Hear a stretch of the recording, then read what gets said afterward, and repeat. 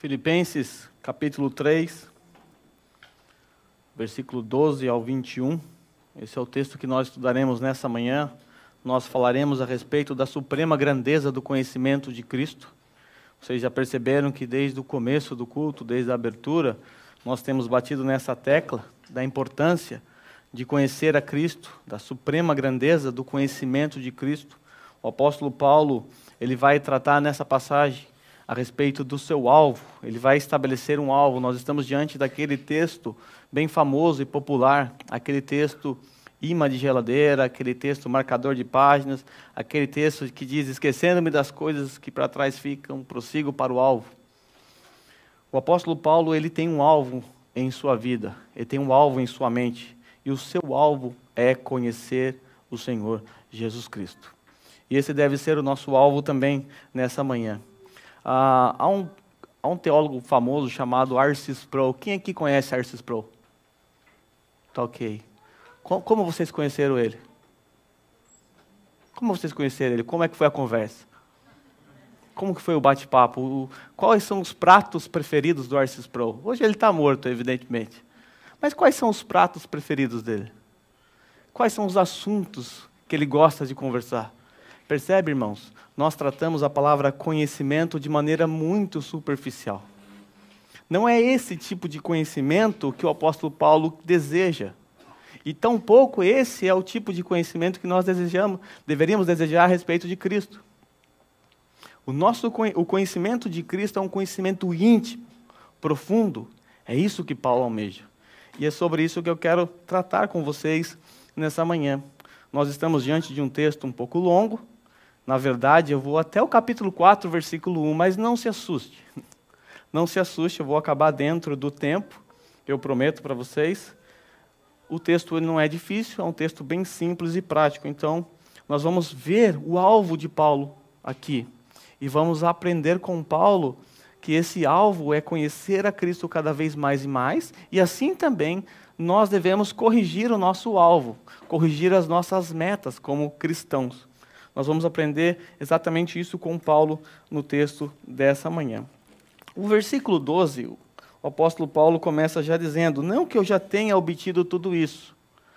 Bom, sempre que nós nos deparamos com um versículo solto que começa dessa forma, não que eu já tenha obtido tudo isso, é evidente que nós devemos fazer uma pergunta muito óbvia para esse texto. Isso o quê?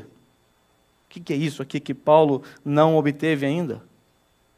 O que Paulo não obteve ainda é o que nós encontramos do versículo 10 ao versículo 11, que foi o trecho que eu não tive oportunidade de tratar no sermão passado. Eu apenas li superficialmente e eu avisei vocês que seria assim, porque eu queria tratar desse texto hoje, no sermão de hoje. Quando eu expus o último sermão, que foi até esse versículo 11, eu disse que a vida do apóstolo Paulo, dentro desse texto aqui que nós estamos estudando, dentro do capítulo 3, pode ser dividido em passado, presente e futuro. E naquela ocasião eu apenas iria olhar para o passado e presente de Paulo. Hoje eu quero com vocês olhar para o futuro. Paulo está contemplando algo à sua frente, um alvo, um objetivo. E é disso que eu quero tratar com vocês. Mas, como eu preguei há um mês atrás, vocês não devem lembrar muito, né? Então eu quero fazê-los rapidamente lembrar do passado de Paulo para nós chegarmos no futuro de Paulo. No passado de Paulo, nós vimos que ao escrever esse capítulo, capítulo 3, Paulo estava confrontando aqueles judaizantes que haviam se intrometido no meio da igreja, e esses judaizantes começaram a ensinar uma doutrina estranha. Eles começaram a ensinar que para você ser um verdadeiro cristão, primeiro você precisa ser um judeu. E eles estavam obrigando as pessoas ali a passarem pelo ritual da circuncisão. Eles estavam defendendo uma espécie de salvação por meio de obras. Olha, não basta somente Cristo. Esses eram cristãos judaizantes, eles até criam em Cristo. Porém, eles anexavam a obra da salvação à circuncisão. E Paulo viu isso como uma ameaça ao evangelho, como uma ameaça ao seu rebanho. Então ele, para proteger o seu rebanho, para a proteção dele, como ele diz lá no primeiro versículo, ele expõe essas verdades contra esses judaizantes. Paulo começa a atacá-los, chamando de cães, aqueles que praticam o mal e aqueles da falsa circuncisão. Isso tudo nós vimos no sermão passado. O passado de Paulo é um passado glorioso, humanamente falando. Ele era um grande judeu. Ele era um grande religioso. Lá em Gálatas, no capítulo 1, versículo 13, ele diz assim: vocês ouviram qual foi o meu procedimento no judaísmo, como perseguia com violência a igreja de Deus, procurando destruí-la. Olha só o que ele vai dizer a seguir. No judaísmo, eu superava a maioria dos judeus da minha idade. Na verdade, Paulo superava os judeus mais velhos do que ele também. Por uma questão de respeito naquela cultura, ele não poderia se pôr como melhor do que aqueles acima da sua idade, por respeito. Mas ele era superior a muitos da idade dele, e certamente pessoas acima da sua idade. E era extremamente zeloso das tradições dos meus antepassados. O apóstolo Paulo, no sermão passado, ele apresenta os seus troféus. Ele apresenta as suas medalhas, os seus diplomas, quem ele era no passado. Ele apresenta o seu passado glorioso, cheio de pompa. Paulo era um judeu a ser invejado. Era um judeu a ser mirado. Alguém que se destacava. Alguém que você fala, esse cara é um crânio. Um verdadeiro mestre. E aí Paulo diz, lá no capítulo 3 de Filipenses 4 ao 6, que embora eu mesmo tivesse razões para ter tal confiança, olhando para os judaizantes que tinham confiança na sua própria carne, ele diz: se alguém pensa que tem razões para confiar na carne, eu ainda mais. E aqui está o currículo dele. Circuncidado ao 8º dia de vida, pertencente ao povo de Israel, à tribo de Benjamim, verdadeiro hebreu, quanto à lei fariseu, quanto ao zelo perseguidor da igreja, quanto à justiça irrepreensível. Uau! Palmas para Paulo. Então, o passado de Paulo é um passado glorioso. Um passado em que, se ele não conhecesse a Cristo, ele poderia se orgulhar, se vangloriar disso. Nós vimos também o presente de Paulo. O presente de Paulo, no presente, Paulo pegou todo o seu passado, toda a sua pompa, submeteu, ou seja, ele comparou com a suprema grandeza do conhecimento de Cristo. Se você não puder guardar nada desse sermão, guarde essa palavra no seu coração. Suprema grandeza do conhecimento de Cristo. Porque esse aqui é o alvo de Paulo. Conhecer cada vez mais, se aprofundar nessa suprema grandeza do conhecimento de Cristo. Então Paulo, ele pega todo o seu passado, coloca na balança. Então a balança, puf. Afinal, é Paulo. Não é um Zé Mané qualquer. É o apóstolo Paulo. E daí então, Paulo coloca do outro lado da balança a suprema grandeza do conhecimento de Cristo. E a balança, então, pá! Simplesmente desmonta a balança. É como se de um lado da balança você colocasse uma formiga e do outro lado você colocasse um elefante africano. Incomparável. Então Paulo percebe isso, que todo o seu passado, comparado com a suprema grandeza do conhecimento de Cristo, na verdade não era nada. Era lixo. Paulo usa até palavras pesadas aqui, é excremento humano. Aquilo que você joga fora. Então, no presente, Paulo entendeu que, na verdade, ele não é nada comparado com a suprema grandeza do conhecimento de Cristo. Aquilo que para ele era ganho, lucro, tornou-se perda no seu presente. E agora nós vamos olhar para o futuro de Paulo. Nós já vimos o passado, presente e agora o futuro. Do versículo 3 ao capítulo 3, do versículo 10 ao 11, nós encontramos essa parte do texto que está exposto aí. Tá? Quero conhecer a Cristo, o poder da sua ressurreição e a participação em seus sofrimentos, tornando-me como ele em sua morte, para de alguma forma alcançar a ressurreição dentre os mortos. Vocês acham que Paulo conhecia Jesus ou não? Certamente Paulo conhecia Jesus mais do que todos nós aqui juntos. Certamente, sem sombras de dúvida. Nós devemos nos lembrar que no caminho de Damasco, o próprio Senhor Jesus Cristo se pôs à frente dele e o comissionou, o chamou para ser o seu apóstolo. Quando nós lemos em Gálatas capítulo 1, do versículo 11 a 12, nós percebemos que Paulo, ele passou um bocado de tempo com o nosso Senhor Jesus Cristo, recebendo do próprio Cristo revelação. Paulo, lá na Galácia, ele estava enfrentando um problema semelhante ao que nós estamos tratando aqui. Os judaizantes estavam atacando Paulo lá na Galácia, dizendo que ele não era um genuíno apóstolo, dizendo que os seus ensinamentos eram ensinamentos meramente humanos. E Paulo então se defende, dizendo o seguinte, veja só, Gálatas, capítulo 1, versículo 11. Irmãos, quero que saibam que o evangelho por mim anunciado não é de origem humana. Ou seja, o que vocês estão dizendo é mentira, o que esses judaizantes estão dizendo não é verdade. Não o recebi de pessoa alguma, nem me foi ele ensinado. Como é que Paulo recebeu então? Ele diz, ao contrário, eu o recebi de Jesus Cristo por revelação. Paulo é alguém que conhecia o Senhor. Mas quando é que ele recebeu isso?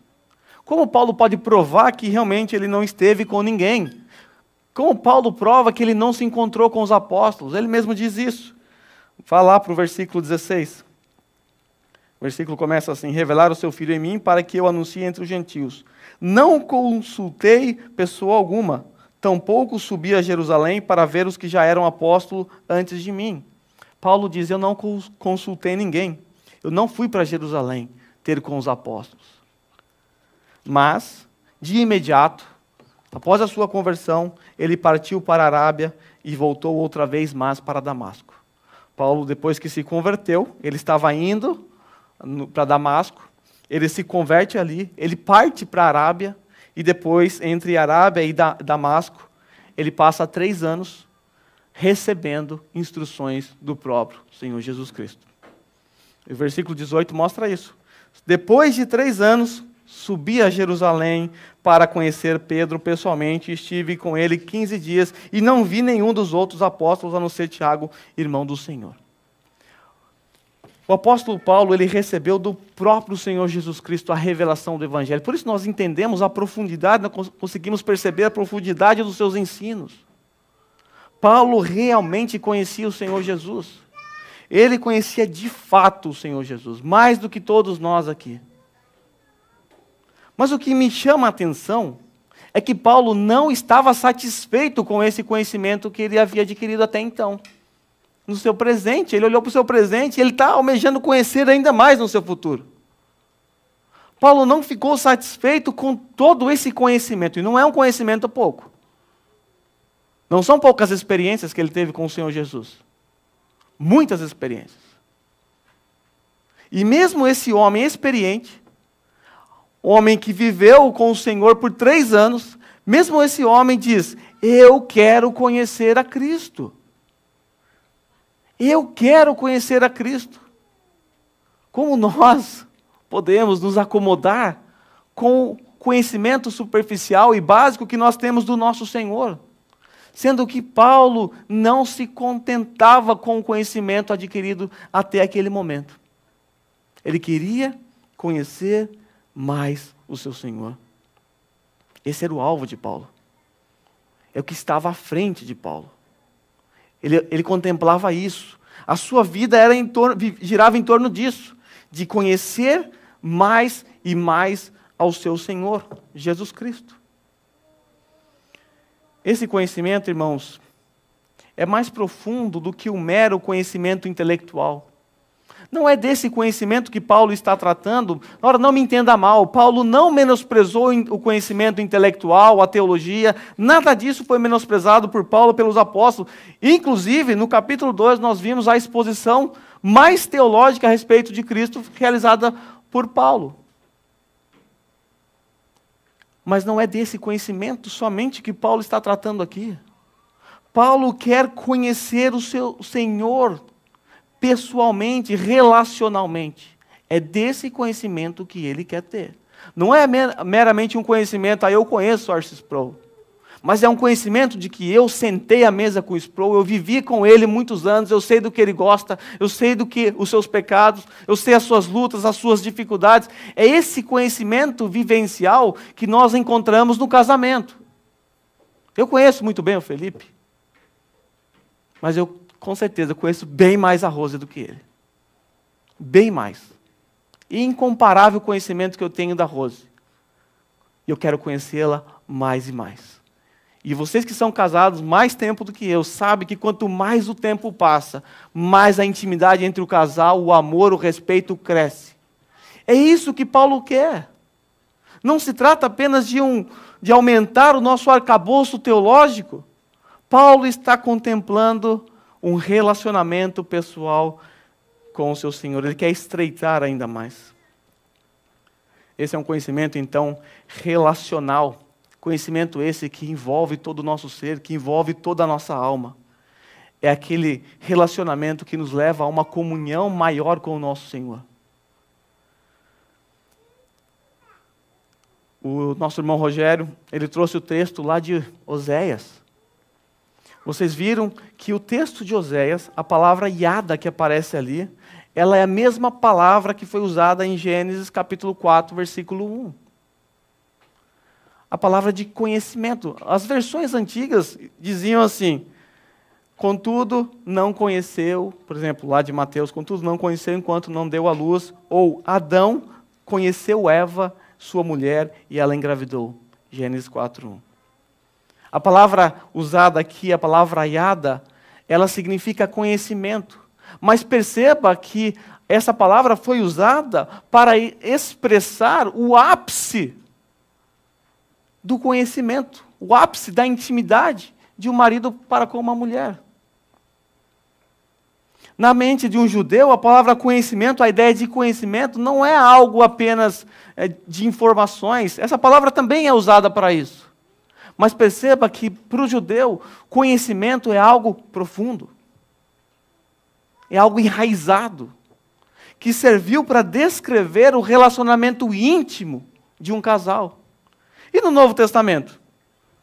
Quando nós lemos Mateus 1, 25, nós temos ali a palavra gnosco que aparece ali. Contudo, não conheceu, está falando de José, não a conheceu enquanto ela não deu à luz a um filho a quem pôs o nome de Jesus. Esse não conheceu, não teve relações sexuais. A palavra usada aqui é a palavra gnosco. E, inclusive, é a mesma palavra desse texto. Eu quero gnosco Cristo. Eu quero conhecer a Cristo. Quando os judeus traduziram, aqueles 70 homens, 72 sábios, traduziram o Antigo Testamento, que é em hebraico, para o Novo Testamento, a palavra iada, algumas vezes, também era traduzida por gnoscos. Por quê? Porque o conhecimento não são meras informações a respeito de, mas um conhecimento relacional, de profunda intimidade. É disso que Paulo está tratando. Por isso, quando Oséias diz, conheçamos e prossigamos em conhecer ao Senhor, não se trata apenas de conhecimento intelectual, mas de um conhecimento profundo, conhecimento íntimo. Esse conhecimento de Cristo é transformador. Paulo desejava isso porque ele sabe disso. Ele experimentou isso na própria carne. É transformador, pois à medida em que nós conhecemos o nosso Senhor, nós vamos também sendo transformados à sua imagem e à sua semelhança. Quanto mais intimidade nós temos com alguém, mais nós nos assemelhamos a essa pessoa. Quando nós olhamos para alguém que nós admiramos, nós facilmente, sem percebermos, imitamos. Olha os nossos filhos, como são semelhantes a nós. Nós não os ensinamos a nos imitar, mas quando eles nos admiram, eles nos imitam. E também quando nós pisamos na bola, às vezes também eles fazem a mesma coisa. A mesma coisa. Então, conhecer a Cristo, quanto mais você conhecer a Cristo, mais você vai ser transformado. Mas nós seremos transformados à imagem e semelhança dele. Irmãos, o que é vida eterna? Se alguém te perguntasse na fábrica o que é vida eterna, o Senhor Jesus respondeu isso. João capítulo 17, versículo 3, enquanto ele estava orando ao Pai, Jesus diz assim, a vida eterna é esta, que conheçam a Ti, o único Deus verdadeiro, e a Teu Filho Jesus Cristo, a quem enviaste. Olha só o que Jesus Cristo diz. A vida eterna é conhecer a Deus Pai e conhecer a Jesus Cristo. Isso significa que nós passaremos a eternidade toda conhecendo o nosso Senhor. O seu conhecimento é inesgotável. Lá na eternidade, Hoje lá, Paulo com o Senhor, ele ainda pode dizer, eu quero conhecer mais a Cristo. Eu quero conhecer mais a Cristo, porque a vida eterna é essa, é conhecer a Deus e conhecer Jesus. Portanto, conhecer a Cristo num sentido pleno, em última instância, significa nós possuirmos a salvação. Paulo conheceu o seu Senhor no caminho de Damasco, quando este foi regenerado. Paulo começou a experimentar o poder de Cristo na vida dele, o poder da ressurreição na vida dele, o tornando cada vez mais santo. E Paulo tem a esperança, olhando para frente, agora, que esse conhecimento de Cristo o levará para gozar da glorificação. E tudo isso é o que nós vamos ver dentro desse texto hoje. Em um sentido geral, nós podemos dizer que conhecer a Cristo inclui todos os benefícios que Ele nos dá de um relacionamento pessoal. Todos os benefícios vindo proposto ou oferecido pelo próprio Cristo nas Sagradas Escrituras. Uma vida santa, uma vida de devoção, uma vida semelhante a Ele. E tudo mais que vem abaixo desse texto, tudo mais que está escrito aqui nesse próximo slide, tudo que está aí, é uma consequência natural do conhecer a Cristo. O que é tratado abaixo aqui, esses subalvos que aparecem aqui, são, na verdade, desdobramentos do conhecer a Cristo. Porque Paulo conhece a Cristo, ele pode experimentar o poder da sua ressurreição. E ele experimentou. Porque nós conhecemos a Cristo, nós participamos do seu sofrimento. Porque nós conhecemos a Cristo, nos tornamos como Ele em sua morte. E experimentaremos ou receberemos a ressurreição dentre os mortos. Conhecer a Cristo é o alvo. O que vem abaixo são subalvos. São desdobramentos do conhecer a Cristo. Então vamos ver o restante desse versículo, vamos entender o poder da ressurreição, a participação do seu sofrimento e como é que nós nos tornamos como Ele em sua morte e alcançamos a ressurreição dentre os mortos. Não perca isso de vista. O pilar principal é conhecimento a respeito de Cristo. Paulo quer conhecer a Cristo, o poder da sua ressurreição. Como nós chegamos a esse poder? Quando eu tinha mais ou menos uns 8, 9 anos, meus primos me levaram para a igreja. Eu não era cristão, mas eu sempre fui para a igreja pequenininho com a minha avó. E nesse dia era uma reunião de oração. Eu caí bem num dia de reunião de oração, e o pastor ficava aqui no meio da igreja, fazia uma fila, então as pessoas vinham, passavam por ele passava óleo, algumas coisas assim, óleos essenciais, deve ser, sei lá, e as pessoas falavam alguma coisa para ele, e ele orava de acordo com o pedido da pessoa. E eu não ia ficar no meio da igreja sozinho, a igreja inteira nesse círculo para chegar no pastor. Entrei na fila com os meus primos, mas eu não sabia o que falar, eu não sabia o que pedir, eu tinha que pedir alguma coisa para o pastor. O que eu vou pedir para o pastor? Sei lá o que eu vou pedir. Fiquei na fila. E aí, à medida em que a senhora que estava na minha frente se aproximou do pastor, eu conseguia ouvir ela falando. E eu vi que ela pediu algo. Ela pediu poder. Na cabeça de uma criança, eu fiquei imaginando os cavaleiros zodíacos, coisas assim. Como essa mulher pediu, o que é isso, o que é poder? Eu não entendi absolutamente nada. Essa senhora, quando o pastor orou por ela, ela recebeu o poder que ela pediu. Como foi esse poder? Ela começou a estribuchar, enrolar a língua, falar umas coisas que eu não entendia. E eu, olhando aquilo estranho, falei, esse poder não tem nos cavaleiros zodíacos. E essa pessoa, na mente dela, ela recebeu esse suposto poder. Que poder é esse? Será que é esse poder que Paulo está contemplando? Depois eu vou fazer essa fila aqui, eu vou dar poder para todo mundo. Paulão vai ser o primeiro. Será que é esse tipo de poder que a Bíblia está tratando? Será que é esse tipo de poder que Paulo está contemplando aqui? Olha como a NVT, ela traduziu melhor para nós. Quero conhecer a Cristo e experimentar o grande poder que o ressuscitou. O que Paulo quer, na verdade, é experimentar o poder que ressuscitou a Cristo. Quando nós olhamos para a cruz, nós enxergamos o amor de Deus ali, a justiça, a ira, etc. e tal. Nós enxergamos o amor de Deus ali.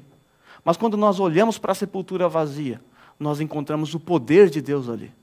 O poder de Deus vencendo a morte, vencendo o mal, vencendo o pecado. O que Paulo quer experimentar é esse poder que foi capaz de trazer o Senhor dentre os mortos. Mas de que forma esse poder influencia a sua vida? De que forma? Paulo desejava conhecer esse poder porque ele precisava desse poder para viver uma vida piedosa.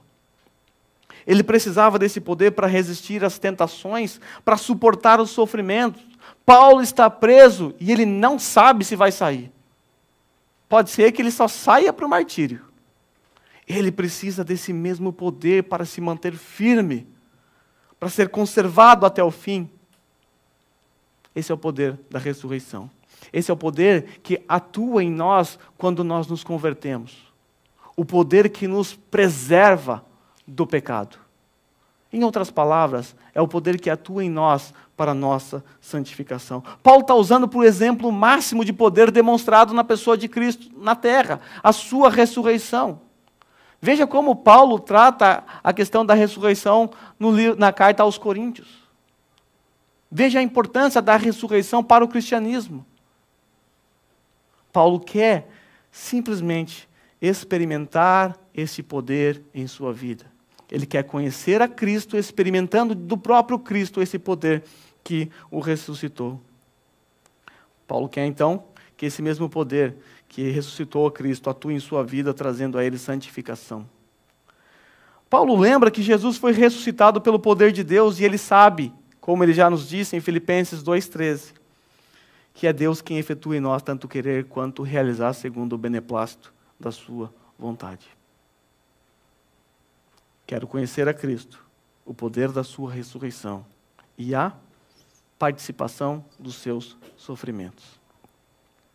Quando Paulo experimentou a suprema grandeza de conhecer a Cristo, ele abandonou a sua vida passada, como nós vimos, passando de perseguidor de Cristo para perseguido por causa de Cristo.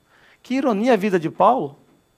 O grande perseguidor de Cristo, perseguidor da igreja, passa agora, depois da sua conversão, a ser perseguido por causa de Cristo.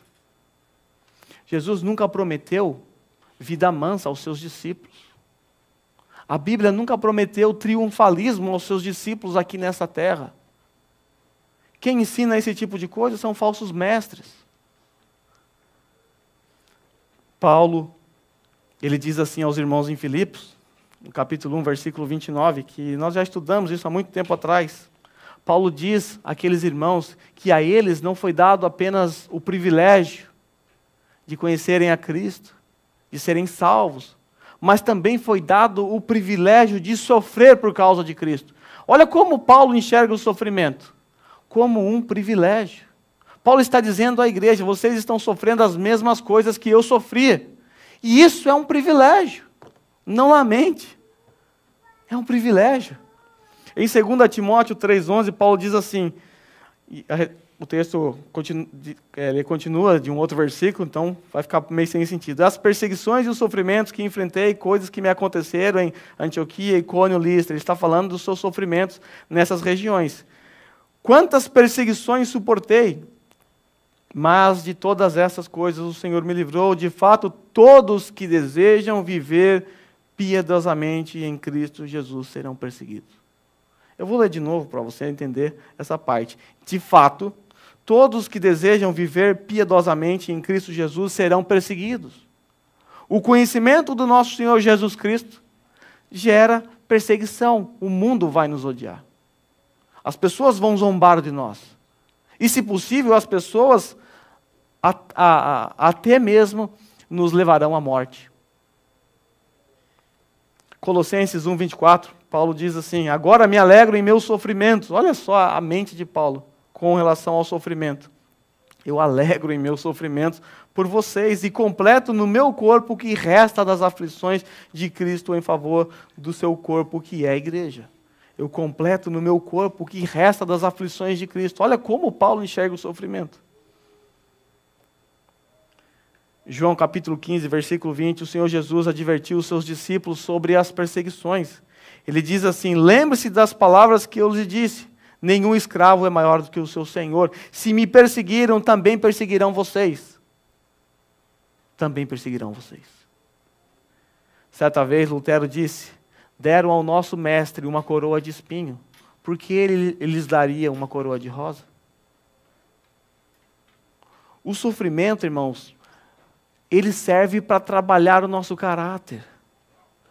O sofrimento serve para nos aproximar cada vez mais do nosso Senhor Jesus Cristo. Ou vai me dizer que você não se aproxima mais, não ora mais, não busca mais quando você está em sofrimento? Quando as pessoas descobrem que estão com uma doença, aí quase que em fase terminal, como essas pessoas oram?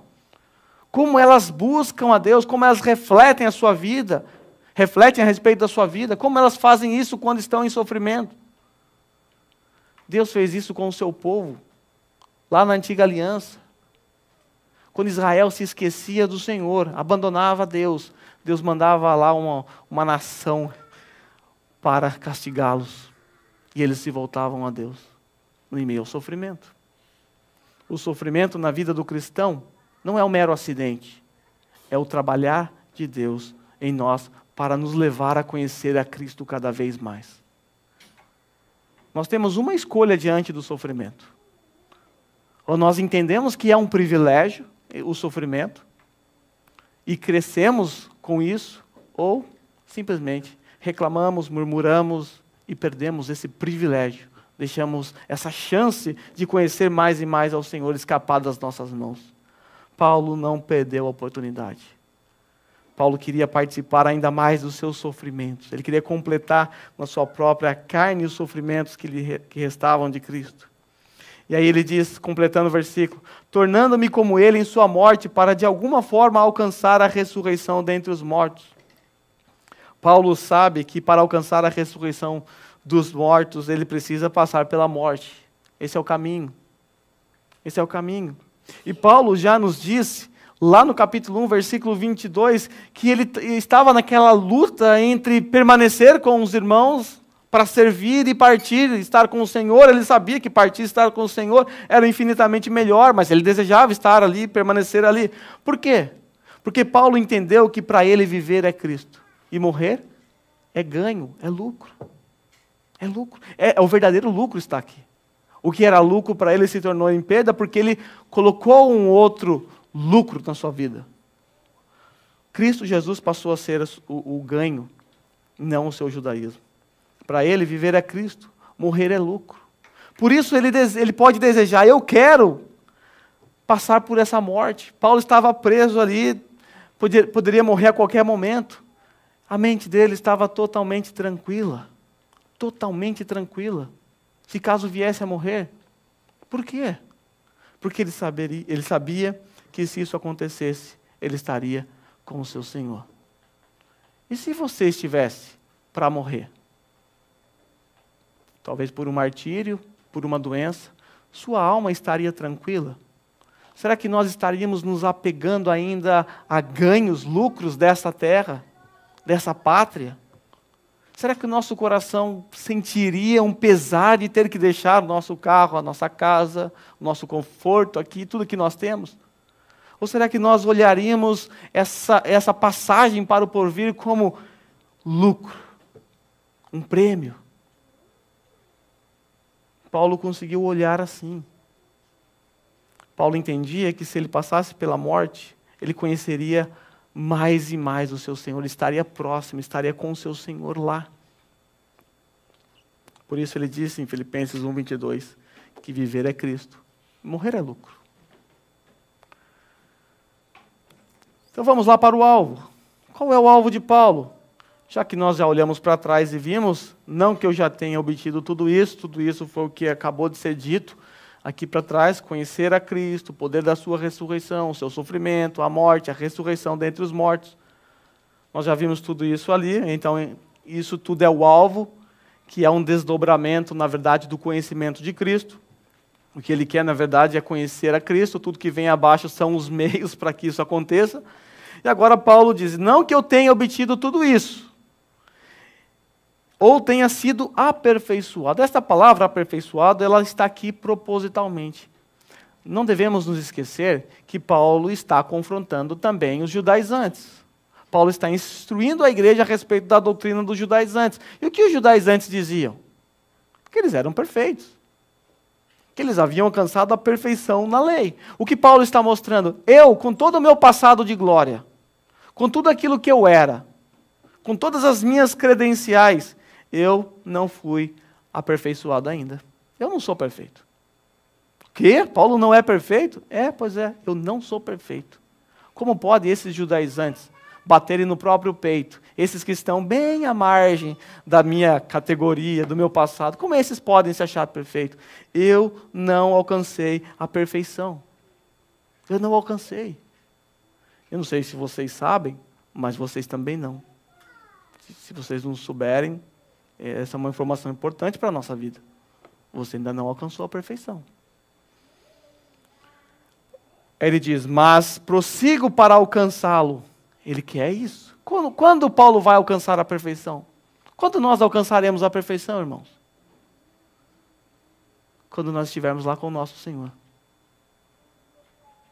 Quando nós estivermos com o nosso Senhor. Ou seja, está atrelado a nossa aproximação com Deus, quando nossos corpos serão transformados. Ele vai falar isso no finalzinho do texto que nós estamos estudando. Aí teremos um corpo como o corpo dele. Mas não chegamos lá. É o nosso alvo, está à nossa frente.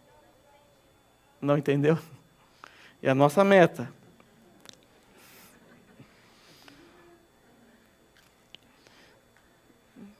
Para os irmãos que estão em casa, o celular do irmão falou, eu não entendi. Não é crente, certamente, esse celular.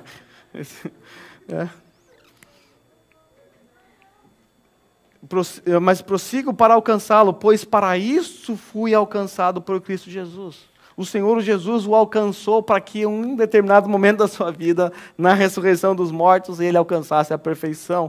É alvo, ele precisa chegar lá. Irmãos, não penso que eu mesmo já tenha alcançado, mas uma coisa faço, esquecendo-me das coisas que ficaram para trás. O que são as coisas que ficaram para trás?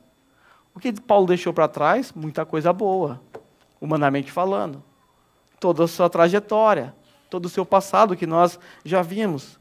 Esquecendo-me dessas coisas aqui que ficam para trás, que ficaram para trás, e avançando para as que estão adiante, prossigo para o alvo a fim de ganhar o prêmio do chamado celestial de Deus em Cristo Jesus. O apóstolo Paulo evoca a imagem de um maratonista. E os seus leitores originais certamente deviam se lembrar, deviam ter em sua mente a ideia de um maratonista correndo. O que um maratonista bom faz? Na linha de partida ali, ele já se concentra e ele mira a linha de chegada. Um bom maratonista jamais correrá olhando para trás. Jamais. Jamais olhará para os que estão atrás dele. Um bom maratonista jamais correrá olhando o Facebook para ver as notificações, fazendo selfie, eu estou na corrida. Um bom maratonista é aquele que olha para frente e não importa o que está à sua volta. Ele esquece o mundo à sua volta. Seu único objetivo é chegar naquela linha, é cruzar aquela linha de chegada. Paulo usa a palavra ficar para trás, avançando para as que estão adiante de mim. Essa palavra avançando, ela pode ser traduzida por esticando-me. Esticando-me para alcançar, para chegar. É aquela imagem que vem à nossa mente de um maratonista correndo. Ele usa todos os seus músculos, ele se estica todo, joga o seu tronco para frente para alcançar o seu objetivo. Como é que os maratonistas cruzam a linha de chegada? Já viu como eles fazem? Está todo mundo um perto do outro. Eles se esticam todos, jogam o peito para frente para chegar lá, para cruzar a linha de chegada. Paulo está dizendo que aqui nessa vida cristã, ele deve empenhar todo o esforço necessário para alcançar esse objetivo. Não é porque na ressurreição dos mortos ele vai ser transformado que ele vai cruzar os braços. Afinal, a corrida já está ganha. Paulo não tem isso em mente. Ele entende que ele precisa, como maratonista, se empenhar para cruzar essa linha de chegada. Usar todos os seus músculos, toda a sua técnica para esta corrida. para alcançar o seu alvo, o seu objetivo. E no final, o que ele quer ao cruzar essa linha de chegada? Ele quer o que está aí em azul, a fim de ganhar o prêmio do chamado celestial de Deus em Cristo Jesus. Olha o que ele quer. O prêmio do chamado celestial de Deus em Cristo Jesus. Os competidores, naquela época, quando eles ganhavam, algumas coisas aconteciam na vida deles. Eles recebiam uma coroa de louro, você já deve ter visto isso, né? Aquela coisinha ridícula, mas era importante para eles na época. Eles ganhavam a coroa de louro, eles recebiam um prestígio, saía nos Facebook da época, no Instagram, saía tudo na época, notícia, e eles ganhavam também a cidadania romana, caso esse não fosse cidadão romano. Esse era um prêmio muito visado. Quem não gostaria de ser um cidadão romano? Qual ser humano não gosta de ser exaltado? Qual ser humano não gosta de estar nas mídias, na fama? Pois é, o apóstolo Paulo tem como alvo apenas ganhar o prêmio do chamado celestial de Cristo Jesus. E ele vai nos mostrar isso daqui a pouco, no finalzinho da nossa exposição. Como ele vai fazer para alcançar isso? Que prêmio é esse? Mas é evidente que vocês já imaginam qual é o prêmio. Aí, nossa, já 11h20 já. Versículo 15, e não está aí, versículo 15, diz assim: todos nós que alcançamos a maturidade devemos ver as coisas dessa forma. E se algum aspecto vocês pensam de modo diferente, isso também Deus esclarecerá a vocês. Agora Paulo diz o seguinte, que isso tudo que está sendo exposto aqui, isso tudo que Paulo está ensinando para aquela igreja, ou seja, que Cristo deve ser o nosso alvo, que nós devemos nos empenhar para viver essa vida, devemos desejar experimentar na nossa vida o poder da ressurreição que nos ajuda a vencer o pecado, que o sofrimento ele também serve para nos aproximar de Cristo, e que a morte não é um fim em si mesmo, mas é um meio de nós chegarmos ao nosso Senhor Jesus Cristo, portanto é lucro para nós cristãos. Todos nós, aí você vai fazer a sua análise, se você é maduro ou não. Todos nós que alcançamos a maturidade devemos ver as coisas dessa forma. Se nós não enxergamos as coisas dessa forma, Paulo está dizendo que não somos maduros. E aí ele diz, e se algum aspecto vocês pensam de modo diferente, isso também Deus lhes esclarecerá. Algumas traduções trazem isso de forma um pouco mais irônica. É como se Paulo dissesse, olha, se você não entendeu isso, mesmo eu desenhando, mesmo eu explicando dessa forma, olha, somente Deus para te explicar isso, porque não tem o que eu faça. Que Deus te esclareça. Então, algumas traduções e alguns comentaristas entendem dessa forma, que Deus, então, esclareça para você, porque se vocês não entenderam, é porque não são maduros o suficiente. E é somente Deus para te fazer entender. Versículo 16, ele diz, tão somente vivamos de acordo com o que já alcançamos. Irmãos, na igreja, cada um aqui tem uma maturidade diferente do outro. Uns estão correndo nessa corrida há mais tempo, já estão preparados, estão lá na frente a toda velocidade. Há aqueles que estão se aquecendo, há aqueles que estão correndo mais devagar.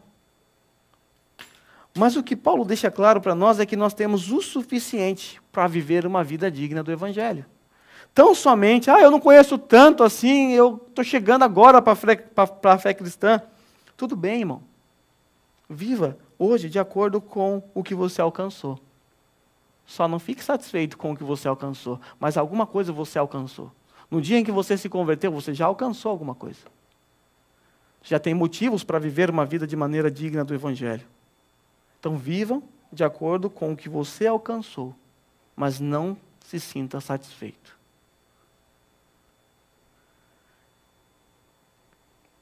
(16, 17) Irmãos, sigam o meu exemplo e observem os que vivem de acordo com o padrão que lhes apresentamos. Aí, do versículo 18 até o versículo 19, o apóstolo Paulo está fazendo uma digressão. Ele está retornando aos ataques aos judaizantes. Eu vou ler isso de forma rápida, porque esse assunto aqui eu tratei no sermão passado.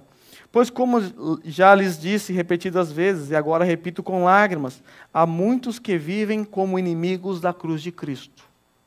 Ou seja, os judaizantes eram inimigos da cruz de Cristo. O destino deles é a perdição, o seu Deus é o estômago, e eles têm orgulho do que é vergonhoso, só pensam nas coisas terrenas. Ele está fazendo uma descrição aqui daqueles judaizantes. Portanto, uma digressão. Versículo 20. Mas nossa cidadania está nos céus. Já que esses judaizantes só pensam nas coisas terrenas, nós não devemos ser assim. Nós devemos esperar, olhar para as coisas que estão nos céus, de onde esperamos ansiosamente o Salvador, o Senhor Jesus Cristo. Olha o versículo 21, a palavra poder aparecendo aí novamente. Pelo poder que o capacita a colocar todas as coisas debaixo do seu domínio, Ele, o Senhor Jesus Cristo, transformará os nossos corpos humilhados, tornando-os semelhantes ao seu corpo glorioso. Eu vou ler de novo. Pelo poder que capacita, que Cristo tem, para colocar todas as coisas debaixo do seu domínio, dos seus pés, com esse mesmo poder, que é aquele poder que ressuscitou Cristo, com esse mesmo poder, Ele vai transformar os nossos corpos humilhados e vai nos tornar semelhante ao corpo dele mesmo, corpo glorificado. Esse é o prêmio. Esse é o prêmio. Quando Paulo cruzar a linha de chegada, ele vai receber a coroa. Ele vai receber o louro. Ele vai receber o seu corpo transformado. Um corpo semelhante ao de Cristo. Esse é o nosso prêmio. A nossa cidadania é a cidadania dos céus. Aquela igreja de Filipos era uma igreja localizada era uma igreja que estava numa cidade que era uma colônia romana. Todos os seus habitantes eram cidadãos de Roma. E a gente já viu que havia motivos para se orgulhar. Paulo diz a eles, a nossa cidadania não é esta, não é romana, não é brasileira, não é japonês. A nossa cidadania está nos céus. E nós devemos olhar para lá, para os céus, esperando o nosso Senhor. Para a gente terminar, o que fazer para conhecer ainda mais o Senhor? O que a gente pode fazer para conhecer o nosso Senhor? Será que, irmãos, que nós não fazemos com o nosso conhecimento de Cristo? Será que nós não fazemos da mesma forma que fazemos com o japonês? Com o Nihongo? O japonês você pode pensar em pessoa. Será que nós não tratamos o conhecimento de Cristo da mesma forma que nós tratamos a língua japonesa? Alguns aqui vão concordar comigo que quando nós chegamos aqui no Japão, sem entender absolutamente nada da língua, nada, você ia no hospital, não entendia nada. Você ia no correio, não conseguia mandar uma carta. Você ia pedir um Mac, vinha 2. Você se preocupava com isso na fábrica, precisava entender o que o chefe está falando, aquelas letras esquisitas. O chefe mandava você fazer as coisas, hi, o chefe virava, o que será que ele falou? E aí nós percebemos a necessidade de aprendermos, de conhecermos a língua. Afinal, precisamos nos virar aqui. E aí então, experiência pessoal, você começa a se esforçar de alguma forma, fazendo amizade com o japonês, alguns compram livros, entram em cursos, começam a estudar a língua, afinal você precisa disso. E aí você adquire um conhecimento básico, aquele Nihongo macarrônico. Mas você consegue se virar, você vai na prefeitura sozinho agora, você vai no restaurante, porque você aprendeu que o restaurante só vende core mesmo, então só vende core lá, é fácil. Aí core esse, core aqui, core. Então, é fácil. E você se acomodou. Para você tá bom o que você adquiriu. Aí você não estuda mais, não cresce mais, não aprende mais kanji, não aprende, mal sabe ler katakana, hiragana. Será que não é assim que nós tratamos o conhecimento de Cristo? Será que nós nos acomodamos com o tanto que nós aprendemos dele? Com a intimidade que desenvolvemos até agora?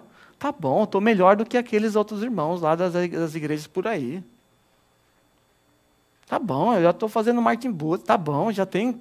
Não, nós não podemos nos acomodar. Não podemos tratar o conhecimento de Cristo como nós tratamos a língua japonesa. Nunca alcançaremos a satisfação plena do conhecimento de Cristo. Nunca. Nunca. Nós devemos ter isso em mente. O pecado que habita em nós nos afasta de Cristo. É uma luta, é uma maratona. Por isso temos que empenhar a nossa força, correr com as nossas pernas, esticar os nossos músculos, treinar, se preparar. Por quê? Porque o pecado habita em nós. E o pecado é contrário ao conhecimento de Cristo. Que desculpas nós temos para não conhecer a Cristo? Que desculpas nós temos? Muito trabalho, agora estamos tendo pouco. E mudou alguma coisa na sua vida? Eu faço 3 horas todo dia, não dá tempo de fazer muita coisa. Agora você está fazendo TED, folgando 2 vezes na semana. Será que você mudou? Será que isso mudou a sua vida? Talvez porque conhecer a Cristo nunca foi o seu alvo. Talvez porque conhecer a Cristo foi só o meio de você entrar para a comunidade dos santos e agora você está satisfeito. Não devemos nos acomodar.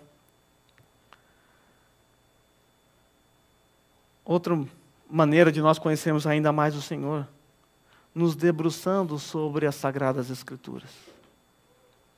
Nos debruçando sobre esse livro. Nós estamos diante da palavra de Deus revelada a nós. Revelada a nós.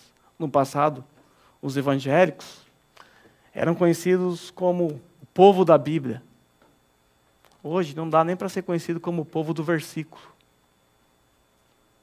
Esse livro aqui é desprezado em muitas igrejas, em muitos púlpitos, e é desprezado por muitos irmãos. Se nós quisermos realmente conhecer ao Senhor, está aqui a revelação do Senhor para nós, a palavra dele. Intimidade se constrói com um diálogo. Com um diálogo. Quando você lê as Sagradas Escrituras, é o Senhor falando com você. Segundo ponto, um diálogo também se constrói quando você ouve o outro e você fala também.